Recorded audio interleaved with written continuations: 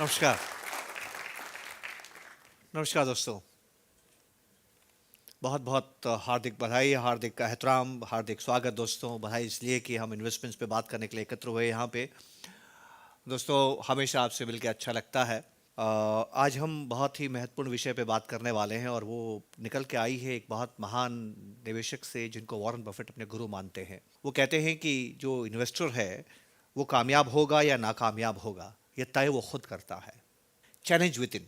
हमने ये देखा है, दुनिया भर के हर मुल्क में देखा है कि जो रिटर्न म्यूचुअल फंड्स में आता है वो रिटर्न्स उसमें इन्वेस्टर्स को नहीं मिलता है। जो रिटर्न बाजार में आता है वो रिटर्न इन्वेस्टर्स को नहीं मिलता है। जो मार्केट रिटर्न्स हैं वो हमेशा एक्चुअल रिटर्न से ज़्यादा होते हैं, एक्चुअल रिसीव्ड रिटर्न्स जो इन्वेस्टर के होते हैं। तो इन्वेस्टर रिटर्न क्यों नहीं कमा पाता है? गलतियां उससे क्यों होती है? क्योंकि उसका एक बिहेवियर है जो कि सेल्फ डिस्ट्रक्टिव बिहेवियर है। वो खुद ही का डिस्ट्रक्शन करता है और उसका सबसे बड़ा कारण ये है कि वो नहीं जानता कि वो चाहता क्या है। वो नहीं जानता कि वो चाहता क्या है। तो इमोशंस क्या हैं? आइए इस इमोशन को हम समझने की कोशिश करते हैं। एक मनोवैज्ञानिक है जेन रली साहब है, बहुत खूबसूरत बात कहते हैं, मज़ेदार बात कहते हैं। Honestly speaking, humans are dishonest.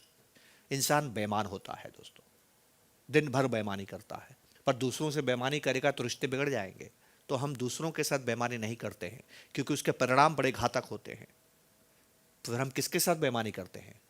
दिन भर खुद के साथ बेईमानी करते हैं, खुद ही को बेवकूफ़ बनाते हैं। कैसे? हम इस बात को समझाएंगे तो ये समझ जाएंगे कि इन्वेस्टमेंट में हमें क्या ध्यान रखना है। मैं आपको एक छोटी सा बात पूछता हूँ। आपके मन में, आपके अनुसार, आपके विचारों के अनुसार, आपके जीवन में पैसा ज़्यादा कीमती है कि समय ज़्यादा कीमती है? पक्का लॉक किया जाए? समय ज़्यादा कीमती है। अब मुझे एक बात बताइए कि मेरा मीटिंग हो रही है, अच्छी इन्वेस्टमेंट कैसे किया जाए। आप सभी लोग यहाँ पर आए हैं, उसके लिए मैं आपका शुक्रिया अदा करता हूँ। आप ही कह रहे हैं कि समय सबसे ज़्यादा कीमती है और उस कीमती समय, जो पैसे से ज़्यादा कीमती समय, वो आपने मुझे प्रदान किया है। अगर मैं आपसे ये कहता कि मेरी बात सुनने के लिए आप आइए, आपको टिकट देना होगा, तो क्या आप आते?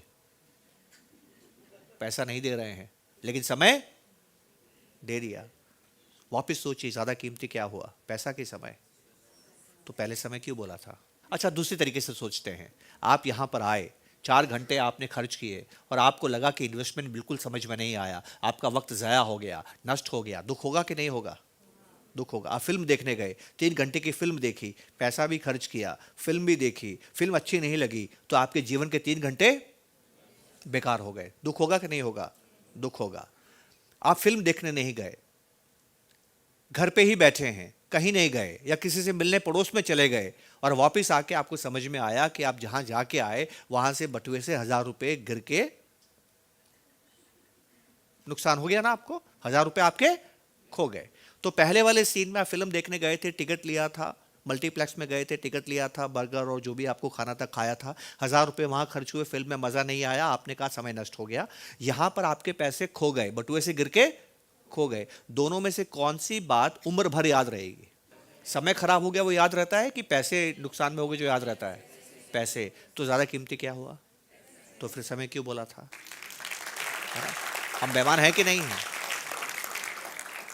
और जब ये बेईमानी खुद के साथ करेंगे तो सही निर्णय कैसे लेंगे दोस्तों? दोस्तों, आप जानते हैं ऐसा नहीं है। आपकी बात से मैं सहमत हूं कि समय ज़्यादा कीमती है, क्योंकि समय जब नष्ट होता है तो दोबारा नहीं आता है। पैसा जब खोता है तो नया कमा सकते हैं, समय आप नया नहीं कमा सकते। आप बिल्कुल सही कहते हैं कि समय ज़्यादा कीमती है, पर दिक्कत क्या है फिर? समय नष्ट होता है, याद क्यों नहीं रहता है? दोस्तों, हम अपने समय से इतनी मोहब्बत नहीं करते जितने अपने पैसे से करते हैं। हम पैसे से प्यार ज़्यादा करते हैं। क्योंकि हम पैसे से प्यार ज़्यादा करते हैं इसलिए गलतियां होती हैं। तो इन्वेस्टमेंट में गलतियां क्यों होती हैं? क्योंकि हर इन्वेस्टमेंट में आप अपना पैसा दूसरों को देते हैं। आपका पैसा है और आपने दूसरे को दे दिया। बताइए मन कैसा लगेगा? अरे वो मेरे पैसे से क्या करेगा, सही तरह से इस्तेमाल करेगा, सही तरह से इन्वेस्टमेंट करेगा कि नहीं करेगा? और फिर आपका दिन का चैन, रात की नींद चली जाती है दोस्तों। तो आइए इस चैलेंज को हम समझने की कोशिश करते हैं। हमारा मन विचलित होता रहता है, हमारा मन ऊपर नीचे होता रहता है। क्यों होता है? Forget markets. अगर आप अच्छे इन्वेस्टर बनना चाहते हैं, मार्केट्स को भूल जाइए। अच्छे मार्केट में खराब इन्वेस्टर्स होते हैं, खराब मार्केट में अच्छे इन्वेस्टर्स होते हैं। मार्केट तय नहीं करता है आप कामयाब होंगे कि नाकामयाब होंगे। फॉरगेट रिलेटिव परफॉर्मेंस कि उस स्कीम में रिटर्न ज्यादा आया, मेरी स्कीम में रिटर्न कम आया, ये भी मायने नहीं रखती है कि आप कामयाब इन्वेस्टर बने कि नहीं बने। Get your emotions under control. अच्छी इकोनॉमी में खराब इन्वेस्टर्स होते हैं, खराब इकोनॉमी में अच्छे इन्वेस्टर्स होते हैं। इन्फोसिस एक बहुत अच्छी कंपनी है, तो क्या इसका मतलब ये हुआ कि इन्फोसिस में हर व्यक्ति ने जिसने शेयर्स खरीदने फायदा हुआ है? ऐसा नहीं होता है दोस्तों। कंपनी अच्छी या बुरी नहीं होती है, एक व्यक्ति को उसी कंपनी में नुकसान होता है तो दूसरे व्यक्ति को उसी कंपनी में फायदा होता है। कौन तय करता है? कि मैं तय करता हूं। आप जब निवेश करते हैं तो शोध करते हैं, आपको नहीं मालूम कि आपको निवेश करते वक्त कौन सी स्कीम में रिटर्न आएगा कि नहीं आएगा। एक स्कीम ए है, एक स्कीम बी है, किसमें आप निवेश करेंगे, कैसे तय करेंगे? आप शोध करते हैं, रिसर्च करते हैं। रिसर्च करने के बाद भी आप तय नहीं कर पाएंगे कि ए अच्छी है कि बी अच्छी है, तो आप चुनते कैसे हैं ए अच्छी है कि बी अच्छी है? आइए हम पता करते हैं। आप एक बार में जाते हैं, मुझे भी साथ ले जाना। आप एक बार में जाते हैं और देखते हैं कि उस बार में एक अकेली महिला, लड़की नहीं, अकेली महिला, उम्र दराज 40 साल के आसपास, अकेली कोने में बैठी है और मदिरा पी रही है, कंज्यूमिंग लिकर। ठीक है, आपको मुझे बताना है कि वो कौन है।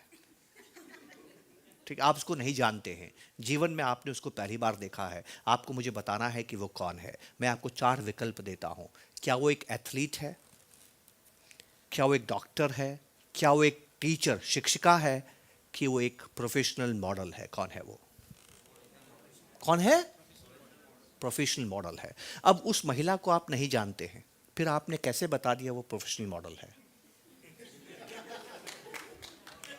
कैसे बताया आपने? कैसे बताया? है ना।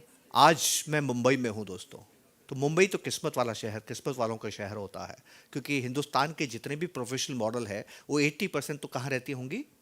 मुंबई में रहती होगी। तो चलिए हम आपकी बात को कुछ हद तक मान लेते हैं, पर ध्यान से देखिएगा।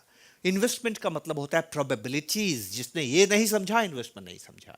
तो क्या आप प्रोबेबिलिटीज देखते हैं कि भावनाओं से काम करते हैं? आइए हम समझते हैं। मुंबई की आबादी कितनी है? 2 करोड़। 2 करोड़ की आबादी में महिलाएं कितनी होंगी? 50%। 1 करोड़। 1 करोड़ महिलाओं में 50% होंगी 35-40 साल की उम्र से कम, तो बची 50 लाख। 50 लाख महिलाएं हैं जिनको हक है बार में जाने का, है कि नहीं है? जिनको हक है बार में जाने का। इन 50 लाख महिलाओं में से प्रोफेशनल मॉडल कितनी होंगी जो 35-40 साल की होंगी? संख्या बताइए। मॉडल ज्यादातर आपको मिलेंगी 20-25 साल के आसपास। मैंने उम्र बताई थी आपको 35-40 साल के आसपास। आप पहली गलती तो ये कर गए। दूसरी गलती ध्यान से सुनिएगा। डॉक्टर कितनी होंगी? कितने डॉक्टर होंगी महिला डॉक्टर मुंबई के अंदर? 10,000? 15,000? ठीक है। मुंबई के अंदर एथलीट्स कितनी होंगी जो एशियन गेम्स में, नेशनल गेम्स में, ओलंपिक्स में जाती है? May be 1,000। मुंबई के अंदर टीचर्स कितनी होंगी? कम से कम 1 लाख। 1 लाख। तो संख्या ज्यादा कहां हुई? आपको एक पत्थर देता हूं और आपसे कहता हूं कि इस पत्थर से आम तोड़ना है, क्या आप तोड़ पाएंगे?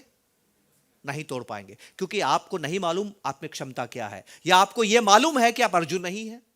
आपको मालूम है कि आप अर्जुन को तो एक आंख दिखाई देती है, पर आप तो अर्जुन नहीं, अपनी लिमिटेशन को जानते हैं। और यह भी जरूरी नहीं है कि पत्थर मारने से आम टूटेगा, यह भी जरूरी नहीं है। अब मैंने आपको पत्थर दिया है आम तोड़ने के लिए, 2 पेड़ नजर आते हैं, एक पेड़ पे 500 आम लदे हैं, एक पेड़ पे 2 आम लदे हैं। बताइए किस पे पत्थर मारेंगे? पक्का? तो जब मैंने पूछा वो महिला कौन है, तो पत्थर कौन से पेड़ पे मारा था? क्यों? ये गलती क्यों हुई? आपको मालूम है गलती क्यों हुई? क्योंकि आपने ईमानदारी से शोध किया ही नहीं, आप संभावनाओं को समझे ही नहीं। आपने मन की आवाज को सुना और मन की आवाज कहती है बिना मदिरा पिए मॉडल कैसे बनेगी। और मन ये कहता है टीचर दारू कैसे पी सकती है, मेरे बच्चे का भविष्य बिगड़ जाएगा। तो आपने अपने को जो अच्छा लगता है उसके हिसाब से चुनाव किया। ठीक है। आपको अच्छी हेल्थ चाहिए कि नहीं चाहिए? तो अच्छी हेल्थ मॉर्निंग वॉक से मिलती है कि नहीं मिलती है? कितने लोग जाते हैं? ईमानदारी से 2% लोग जा रहे हैं। तो क्या बाकी लोगों को अच्छी हेल्थ नहीं चाहिए? पर आपने अभी कहा था कि आपको चाहिए। मॉर्निंग वॉक पे जाने से अच्छी हेल्थ मिलती है, ये आप जानते हैं। आपको स्वास्थ्य चाहिए, ये भी आप जानते हैं, फिर आप मॉर्निंग वॉक पे क्यों नहीं जाते हैं? सिंपल सी बात है दोस्तों, सुबह सोते रहने में जो मजा आता है वो घूमने में कहाँ है। तो प्लेजर एंड पेन, आप पेन से दूर रहते हैं। मॉर्निंग वॉक में पेन होता है, सोते रहने में प्लेजर मिलता है। तो हमने ज्ञान को इस्तेमाल नहीं किया, प्लेजर को हमने अहमियत दे दी, पेन को हमने अपने से दूर रखा। लेकिन ध्यान से समझिएगा दोस्तों, मॉर्निंग वॉक से अच्छा स्वास्थ्य तब मिलेगा जब आप साल भर तक रोजाना मॉर्निंग वॉक करेंगे। अब ज्यादा जरूरी बात सुनिए, आपने कहा था कि आपको अच्छे हेल्थ चाहिए। अगर ईश्वर सपने में आके आपको पूछता है सबसे जरूरी चीज जीवन में क्या चाहिए, तो आप क्या बोलेंगे? अच्छी हेल्थ। ठीक है, वो हेल्थ जो आपको जीवन में सबसे पहले चाहिए, पहला सुख निरोगी काया, दूजा सुख हाथ में माया, उसके लिए अगर आपने सही फैसला नहीं किया तो इन्वेस्टमेंट में कैसे करेंगे? वो तो प्रायोरिटी में बहुत बाद में आता है। हम अपनी बॉडी को अब्यूज करते हैं, हम अपने स्वास्थ्य को अब्यूज करते हैं। तो for good health if I cannot take right decision, how I can take right decision for my wealth creation? दोस्तों, तो जब भी निवेश करें हमेशा देखें कहीं आप वो निवेश तो नहीं कर रहे जो आपको अच्छा लगता है, क्या आप वो निवेश कर रहे हैं जो आपके लिए जरूरी है? अब आप निवेश कैसे करते हैं? निवेश करने में भी भावनाएं आती हैं। मैं शिमला घूमने गया था, और जब मैं शिमला घूमने गया तो वहाँ पर लोअर शिमला से अपर शिमला में जाने के लिए लिफ्ट मिलती है। ठीक है, वो 2 लिफ्ट है वहाँ पर, लिफ्ट में बैठ के आप ऊपर जाएंगे, थकते नहीं हैं। तो जिस दिन मैं घूमने गया, मैं थी, मेरी बीवी था, छोटा बच्चा था जिसको गोदी में लेना पड़ता था, और सामान हमारे पास में था। हम लिफ्ट का इंतजार कर रहे हैं। उस दिन एक लिफ्ट खराब थी, लाइन थोड़ी लंबी थी। मेरी बीवी परेशान हो गई, इतनी लंबी लाइन है, हमारा नंबर कब आएगा? पास में एक सीढ़ियाँ हैं, किसी ने बताया सीढ़ियाँ भी जाती है, अब सीढ़ियों से चले जाइए। वो मुझे एडवाइस करती है चलो सीढ़ी से चलते हैं। मैंने कहा थक जाएंगे, बेटे को गोदी में उठाना है, सामान को भी उठाना है, कुली मिल नहीं रहा है, हम बहुत थक जाएंगे तो घूमेंगे क्या? वो कहती नहीं, इसमें वक्त बर्बाद हो रहा है। इंपेशेंस दूसरी भावना, पेशेंस, धैर्य सबसे जरूरी है। हर चीज, इन्वेस्टमेंट केवल साइकोलॉजी है, ये साइकोलॉजिकल लड़ाई है दोस्तों, ये फाइनेंशियल इकोनॉमिक लड़ाई है ही नहीं। उसको क्या हो रहा है? इंपेशेंस हो रहा है। मैं तो इक्विटी हूँ, ट्रेनिंग करता हूँ, समझता हूँ क्या चीजें हैं, मैं उसको समझा रहा हूँ कुछ नहीं है, अधैर्य है, अधीर हो रही हो तुम। लिफ्ट से जाना ही अच्छा है, थोड़ी देर में लिफ्ट में हमारा नंबर आ जाएगा, सीढ़ी से जाएंगे तो बहुत थक जाएंगे। वो कहती नहीं, अब सुखी रहना तो बीवी की बात मानना जरूरी है, और हमने तय कर लिया कि चलो हम सीढ़ी से चढ़ेंगे। और जब हम बहस कर रहे थे, 5 मिनट तक हमने बहस की, और बहस करने के बाद जब फैसला हो गया कि हम सीढ़ी से जाएंगे, तो मेरी वाइफ नीचे झुकती है मेरे बेटे को गोदी में उठाने के लिए, और गोदी में उठा के जब बाहर निकलने के लिए घूमती है तो देखती है कि पीछे बहुत से लोग खड़े हैं। अब ध्यान से देखिएगा, हमने बहस कब शुरू की? जब हमने लाइन को ज्वाइन किया। अब जब भी कोई लाइन को ज्वाइन करते हैं तो आखिरी होते होते हैं कि नहीं होते हैं? तो उसको दुख क्या था? मेरे से इतने आगे हैं, मैं तो सबसे पीछे हूं, और पता नहीं लिफ्ट में नंबर कब आएगा। सीढ़ी से जाते हैं, लेकिन जब उसने बच्चे को उठा के लिफ्ट से बाहर जाने लगी तो 5 मिनट निकल गए, इतने में बहुत से नए लोग लाइन में जुड़ गए। जुड़ गए कि नहीं जुड़ गए? अब उसके मन पे दबाव पड़ा। दबाव क्या पड़ा? इतने सारे लोग मूर्ख नहीं हो सकते, इन्होंने जरूर, इनको मालूम है कि सीढ़ी बहुत लंबी है, सीढ़ी बहुत ऊंची है, हम लोग थक जाएंगे। वो मेरे को बोलती नहीं, हम लिफ्ट से ही जाएंगे। Peer pressure. आप इन्वेस्टमेंट कब करते हैं? जब आप देखते हैं कि बहुत से लोग इन्वेस्टमेंट कर रहे हैं। आप भागते कब इन्वेस्टमेंट से? जब आप देखते हैं कि बहुत से लोग भाग रहे हैं। देख रहे हैं आप कैसे हम इन्वेस्टमेंट कर रहे हैं? ठीक है, एक खेल थोड़ा सा मैं आपके साथ खेलता हूं, और ये एक मनोवैज्ञानिक का है जिनका नाम है डेनियल kahneman। ये वो व्यक्ति हैं जिनको 2002 में नोबेल प्राइज मिला था दोस्तों, और ये रेवोल्यूशन लेके आए हैं इकोनॉमिक्स की दुनिया में, इन्वेस्टमेंट्स की दुनिया में। और इनके आने के बाद एक नई चीज आई है दुनिया में जिसको बोलते हैं बिहेवियरल इकोनॉमिक्स। इसके पहले नहीं हुआ करती थी। बहुत मजेदार बात कहते हैं। आइए, ये एक जरूरी खेल मैं आपके साथ खेलता हूं, जिसको कि हम अपनी भाषा में प्रॉस्पेक्ट थ्योरी कहते हैं। और इस प्रॉस्पेक्ट थ्योरी में हमें ये भी बात समझ में आएगी कि नुकसान वाले शेयर्स हम अपने पास कैसे रखते हैं, और क्यों फायदे वाले शेयर्स हमारे से दूर चले जाते हैं। मैं आपको 2 चॉइसेस देता हूं, ध्यान से इन 2 चॉइसेस को देखिएगा। पहली चॉइस, आई गिव यू ₹1000, 1000 रुपए मैंने आपको दे दिए, नाउ यू हैव ₹1000। लेकिन ये 1000 रुपीज आपको तभी देंगे जब नीचे के 2 चॉइसेस में से आप एक चॉइस को पसंद करेंगे। तो नीचे के 2 चॉइसेस मैं आपको देता हूं। Choice number A, I will give you additional ₹500। Additional, sure, ये श्योर है कि मैं आपको 500 रुपए और दूंगा। तो आप कितने रुपए हो गए आपके पास? 1500 रुपए हो गए। बी, मैं आपको कहता हूं कि मैं सिक्का उछालूंगा, मैं सिक्का उछालूंगा, सिक्के में अगर हेड आ गया तो मैं आपको ₹1000 दूंगा, लेकिन अगर टेल आ गया तो कुछ भी नहीं मिलेगा, नील। फिर क्या मिलेगा? केवल ये 1000 मिलेगा। अगर आप ए लेते हैं तो आपको 1500 मिलेंगे, अगर आप बी लेते हैं तो या तो आपको 1000 मिलेगा या आपको 2000 मिलेगा। Getting my point? क्या लेना पसंद करेंगे? ए, ग्रेट, ए लेना पसंद करेंगे। कोई है जो बी लेना पसंद करेगा? Anyone here? एक, चलिए तीन लोगों ने हाथ खड़ा किया। सबसे पहले इन्होंने हाथ खड़ा किया, आप बी क्यों ले रही हैं, शायद जीत जाएं, बहुत बढ़िया। दुनिया में ऐसे लोग भी हैं जो कि मौके को उठाना चाहते हैं, उसके लिए रिस्क लेने के लिए आप रिस्क ले रही हैं, right. She is taking risk, बहुत ही बढ़िया काम कर रही है। बहुत खुशी हुई ये जान के कि रिस्क लेने, higher the risk higher the, हमें सिखाया गया है। और बहुत मैं इस बात से प्रभावित हूं कि आप रिस्क लेना चाहती हैं। चलिए, आप रिस्क लेती हैं और आपने ये खेल खेल लिया।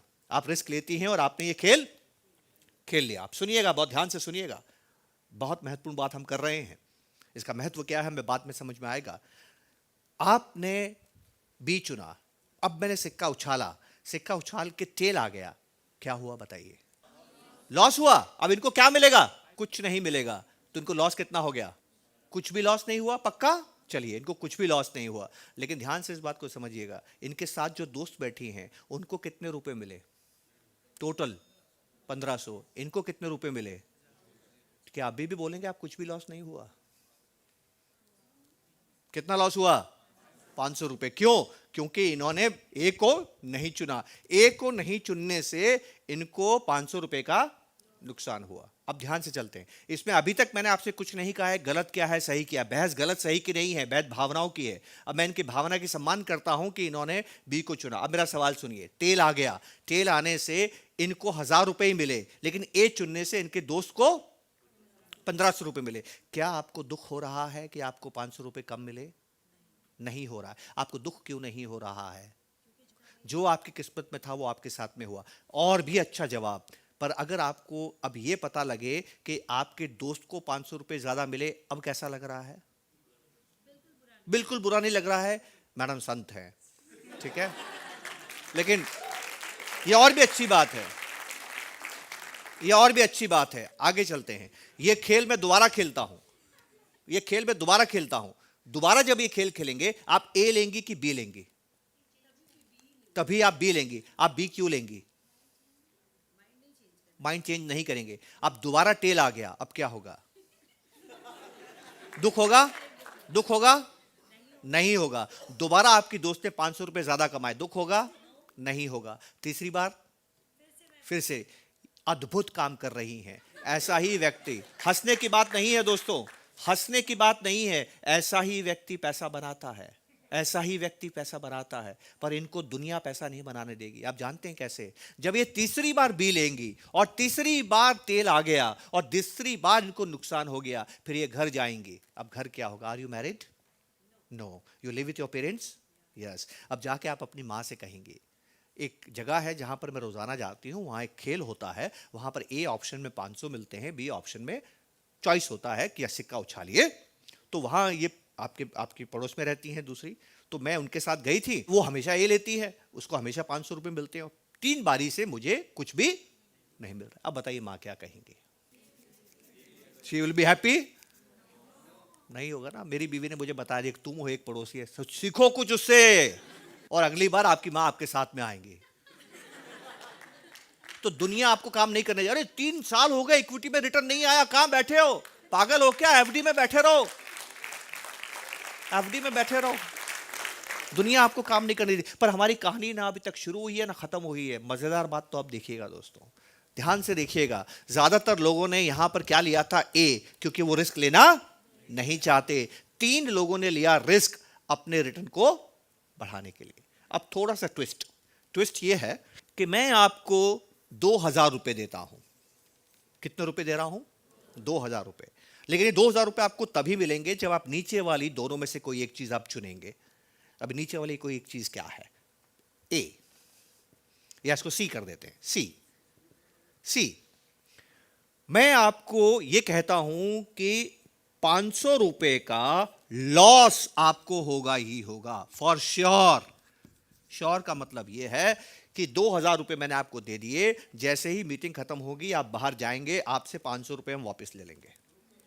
तो आपको 500 रुपए का क्या हो गया? नुकसान हो गया। इस दुख से आपको गुजरना ही पड़ेगा, ठीक है। दूसरा आप देखिए बहुत ध्यान से, डी मैं आपसे ये कहता हूं कि मेरे पास एक सिक्का है, मैं सिक्का उछालूंगा, अगर हेड आ गया तो आपको निल, कोई भी नुकसान नहीं होगा। इस नुकसान के दुख से आप बच जाएंगे और बहुत ईमानदारी से सोच समझ के आप मेरे को जवाब देंगे। हमने जो पहले बात की थी वो सब भूल जाएंगे, ठीक है। अगर हेड आ गया तो आपको कुछ भी नुकसान नहीं होगा, आप नुकसान के दुख से बच जाएंगे।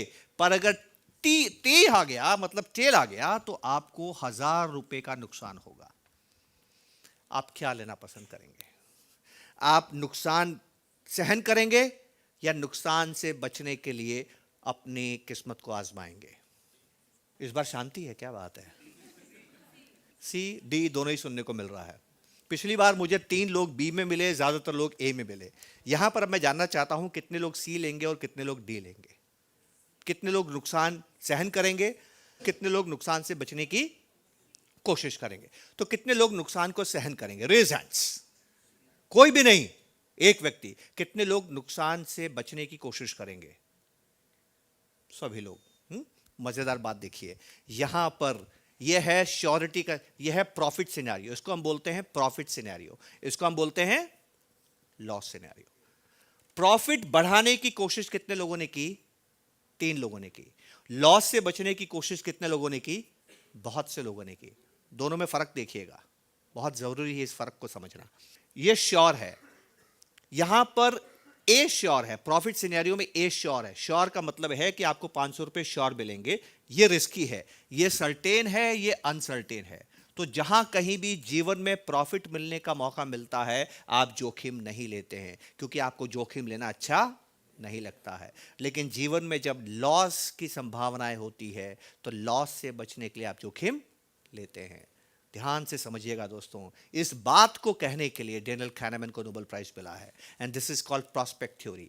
आप में से जो ज्यादा समझना चाहता है, इंटरनेट पे जाए और उसको समझे। ये सबसे महत्वपूर्ण है इन्वेस्टमेंट को समझने के लिए, कि हमारा दिमाग कैसे काम करता है। हम लॉस से जितना डरते हैं, उतना हम प्रॉफिट से प्यार नहीं करते हैं। मैंने आज तक जीवन में एक भी दौलतमंद नहीं देखा जिसको कभी नुकसान ना हुआ हो, और मैंने एक भी ऐसा गरीब नहीं देखा जिसको कभी नुकसान हुआ हो। ये रिश्ता है दोस्तों। प्रॉफिट कितना ही छोटा हो, इन्फिनिट होता है, बढ़ने की बहुत संभावनाएं होती हैं। लॉस कितना ही बड़ा हो, फिनिट होता है, हमें पहले से मालूम है कि कितना हो सकता है। और सबसे महत्वपूर्ण बात सुनिएगा दोस्तों, इसमें वो क्या कहते हैं? वो ये कहते हैं कि आप स्ट्रेटेजी बनाते हैं लॉस से बचने के। लॉस से बचने के लिए आप जोखिम तक कर जाते हैं। इसीलिए आपने नुकसान वाले शेयर्स को नहीं बेचा और फायदे वाले, प्रॉफिट्स वाले इन्वेस्टमेंट्स को बेच दिया। ये गलती क्यों हुई? क्योंकि हम नुकसान से बचना चाहते हैं दोस्तों। हमें समाज ने क्या सिखाया? Take risk for rewards. हमें बताया गया था higher the risk higher the reward, पर हमने वो काम नहीं किया। हमने क्या? Take risk for lower losses. Take risk for lower losses. This is not the saying, ये कहावत नहीं है। Take risk, high risk, low losses. कहावत क्या है? Take risk for higher profits. इसका प्रभाव क्या पड़ता है दोस्तों? आपके साथ वही होगा जिससे आप बचने की कोशिश करते हैं। जब आप एक जंगल में जाते हैं, अंधेरा हो जाता है, तो दुनिया में 2 लोग हैं जिनको हमने कभी नहीं देखा। एक को हम बोलते हैं ईश्वर, एक को बोलते हैं हम प्रेत, भूत। ठीक है, मुझे अपने विचार में बताइए, इस दुनिया में किसके होने की संभावना ज़्यादा है? ईश्वर के होने की संभावना ज़्यादा है या भूत के होने की संभावना ज़्यादा है? किसके लिए हम कहते हैं कि कण कण में है, हर जगह रहता है? वो कौन है? ईश्वर रहता है। तो संभावना किसकी ज्यादा हुई? ईश्वर की। कण कण में कौन रहता है? ईश्वर। लेकिन अंधेरे जंगल में जब आपको डर लगता है तो दिखाई कौन देता है? जिसकी संभावनाएं कम है। तो ऐसा क्यों हुआ? मैंने इस जिंदगी में बहुत से लोगों से मिला हूं जो कहते हैं कि मैंने भूत देखा। आज तक एक भी व्यक्ति नहीं मिला जो ये कहता है ईश्वर मिला। क्यों ऐसा होता है दोस्तों? संभावना ईश्वर के मिलने की ज्यादा है। कण कण में ईश्वर है, हर जगह ईश्वर है, हर जगह है, सर्वव्यापी है। तो भूत क्यों दिखता है? क्योंकि जब आप जंगल में होते हैं, आपका दिमाग एक बार भी आपको ये नहीं कहता है कि कहीं भगवान नहीं आ जाए। आपका दिमाग ये कहता है कहीं भूत नहीं आ जाए। तो आपको देखेगा कौन? जिसका आप स्मरण कर रहे हैं। आपको देखेगा कौन? जिसको आप याद कर रहे हैं। तो यहां पर ये प्रोस्पेक्ट थ्योरी हमें क्या बताती है? कि आप लॉस में रिस्क ले रहे हैं क्योंकि आप लॉस से बचना चाहते हैं। दोस्तों, सबसे बड़ी दुख वाली बात यह है कि इक्विटी म्यूचुअल फंड्स में निवेश करने वाले ज़्यादातर इन्वेस्टर्स जब आते हैं तो वो ये सपना लेके नहीं आते हैं कि 10 रुपये की NAV बढ़ के 500 रुपये हो जाए। वो ये कोशिश में आते हैं कि मेरी 10 रुपये की NAV 9 रुपये नहीं होनी चाहिए। तो जिसका आप सपना देखेंगे उसी के लिए तो व्यू रचना बनाएंगे। जिसका आप सपना देखेंगे उसी के लिए तो व्यू रचना अपनाएंगे। ये इमोशंस पे बात करना, भावना से बात करना एक बहुत ही बड़ा सब्जेक्ट है। एक 15-20 मिनट, आधे घंटे में इस विषय पे बात करना बहुत मुश्किल है, लेकिन उसके बाद भी मैं आपसे कहता हूं, जब आपके निवेश की यात्रा खत्म होगी दोस्तों, तब आप महसूस करेंगे कि जो यात्रा आपने तय की है 30-35 साल की, इसमें बाजार कैसा था, इकोनॉमी कैसी थी, म्यूचुअल फंड कैसा था, इनका कोई रोल ही नहीं था। जो रोल था वो आपका था। आपने क्या किया वो तय करेगा कि आपके जीवन के साथ क्या हुआ है। इसके अलावा और कोई तय नहीं करता है कि जीवन में आपके साथ में क्या होता है। अपनी भावनाओं को काबू में रखिए और बेहतर निवेश करने की कोशिश कीजिए। इसी संदेश के साथ मैं आपसे विदा लेता हूं। बहुत बहुत शुक्रिया। नमस्कार। Thank you. शुक्रिया। ऐसे और वीडियोस देखने के लिए सब्सक्राइब करें हमारा यूट्यूब चैनल। म्यूचुअल फंड निवेश बाजार के जोखिमों के अधीन हैं। योजना से जुड़े सभी दस्तावेजों को ध्यान से पढ़ें।